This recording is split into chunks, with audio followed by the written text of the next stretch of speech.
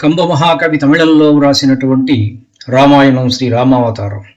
దానికి సంక్షిప్త తెలుగుసేత నా ఈ కంబ రామాయణం. లక్ష్మణుడి మాటలతో రాముడు ఏకీభవించి కనులు తుడుచుకొని జటాయువుకు అంతిమ సంస్కారం జరపవలెనని నిర్ణయించినాడు. అడవిలోని గంధపు చెక్కలను తెచ్చి పేర్చి దానిపై దర్భలుంచి ఆ పైన చక్కటి పువ్వులుంచి ఆ వేదిక పైన జటాయువు దేహాన్ని తానే ఎత్తుకొని వచ్చి పరుండబెట్టినాడు రామచంద్రుడు. వేదమంత్ర పఠనం గావిస్తూ రామచంద్రుడు జటాయువు చితికి నిప్పంటించినాడు. ఆ తదుపరి అన్నదమ్ములిద్దరూ నదిలో దిగి స్నానములు చేసి తర్పణములు విడిచినారు. సూర్యాస్తమయమైనది. రామలక్ష్మణులు దగ్గరగా ఉన్న ఒక కొండపైకి ఎక్కారు. కెంపు వన్నెలో మబ్బుల గుంపులు, మహావృక్షాలు అన్నీ నిశ్శబ్దంగా కన్నీరు కార్చాయి వారిరువురిని చూసి. కంటి వెలుగు దూరమైనప్పుడు కన్ను మూస్తే ఏమీ తెరిస్తే ఏమి, రాముడి కన్ను ఆ రాత్రి మూతపడలేదు. కొండ మీది చంద్రోదయం, దానితో పాటు వీచే చల్లని గాలికి శరీరం మీద విషనాగులు కాటేసినట్లు బాధతో మెలితిరిగిపోయాడు రామచంద్రుడు. రాముడి మది నిండా సీతమ్మ గురించిన ఆలోచనలే. పాపం సీత ఆ క్రూర రాక్షసుడు తన ముందు నిలుచున్నప్పుడు ఎంతగా తల్లడిల్లిపోయిందో. ఏనుగు తొక్కివేసిన లతల, గ్రహణం పట్టిన చంద్రుడిలా ఆ రాక్షసుడి చేత చిక్కి ఆ సమయంలో తనను కాపాడటానికి నేను రానందుకు ఎంతగా వగచిందో కదా. ఎందుకు నాకీ ధనస్సు, ఎందుకు నాకీ కండలు తిరిగిన శరీరము, ఎందుకు నాకు అక్షయ తూణీరము? భార్యనే కాపాడుకోలేని నేను మునులను ఏమి కాపాడగలను? మునుపు చేసిన నా ప్రతిజ్ఞలు విని లోకం నన్ను చూసి నవ్వదా? ఆలోచనలతో రాముడి మెదడు వేడెక్కిపోయింది. నాలుక పిడచగట్టుకుపోయింది. లక్ష్మణుడు తెచ్చిపరచిన మెత్తటి ఆకుల పక్కపై నడుము వాల్చాడు.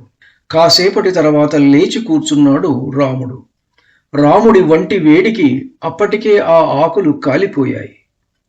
ఇంకా తెల్లవారదేమి లక్ష్మణ? వనవాస ప్రారంభం నుంచి కనులు క్షణం కూడా మూయని తమ్ముడు లక్ష్మణుని చూసి, ఈ రాత్రులన్నీ ఇంత దీర్ఘంగా ఉంటాయా అని అడిగాడు రామచంద్రుడు. మొత్తానికి చాలా భారంగా క్షణముక యుగంలాగా ఆ రాత్రి గడిచిపోయింది. తెలతెలవారింది. తూర్పు దిక్కున సూర్యకిరణాలు బంగారు రంగులో మెరిసిపోతున్నాయి. మూపున విల్లమ్ములు ధరించి సీతాన్వేషణలో బయలుదేరారు రామలక్ష్మణులు. నడుస్తూ నడుస్తూ 18 యోజనాల దూరం దట్టమైన అడవిలో ప్రయాణించారు. రామచంద్రుడికి బాగా దాహమేసి, లక్ష్మణ, దగ్గరలో మంచినీటి వనరెక్కడున్నదో చూడు అని అన్నాడు. మంచినీటి కోసమై లక్ష్మణుడు వెతకడానికి బయలుదేరాడు. దగ్గరలో ఎక్కడా నీరు కానరాక ముందుకు వెళుతున్న ఆయనను ఒక రాక్షసి చూసింది. దాని పేరు అయోముఖి.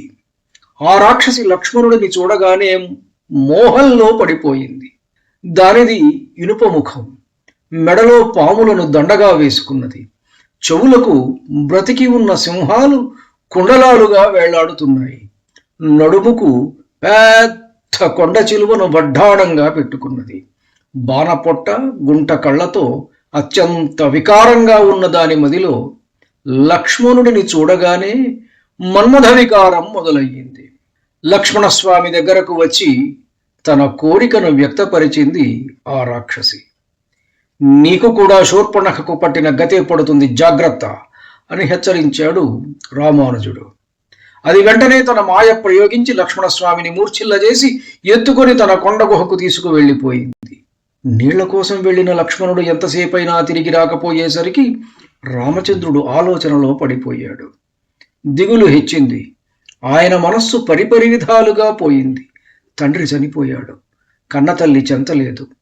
ప్రియసతి జాడ తెలియరావడం లేదు. ఇప్పుడు తన నీడ, తన ప్రాణము అయిన తమ్ముడు ఏమైనాడో తెలియడం లేదు. ఇక నా జీవితం ఎందుకు అని పొర్లి పొర్లి ఏడుస్తూ మధ్య మధ్యలో స్పృహ కోల్పోతూ దుఃఖిస్తున్నాడు రాముడు. మూర్ఖుల మదిని దట్టంగా ఆవరించి ఉండే తమస్సులాగా చీకట్లు దశ దిశలా కమ్ముకున్నాయి. ఇంతలో ఒక రాక్షసి బాధగా అరచిన అరుపు అడవి అంతా మారుమ్రోగిపోయింది. అది విని వెంటనే లేచాడు రాముడు. ధ్వని వచ్చిన వైపు సంధించి విడిచిన బాణంలా పరుగు తీశాడు. పరుగెత్తుతున్న ఆయన ధనస్సు నుండి ఆగ్నేయాస్త్రం బయలువెడలింది. ఆ అస్త్రం మొత్తం అడవిని కాలుస్తూ వెలుగులు నింపింది. అనా దుఃఖించకు, నేను వస్తున్నాను అని ఎదురు వచ్చాడు లక్ష్మణుడు. ధన్యుణ్ణి. నమస్కారం. మీ ఊటుకూరు జానకి రామారావు.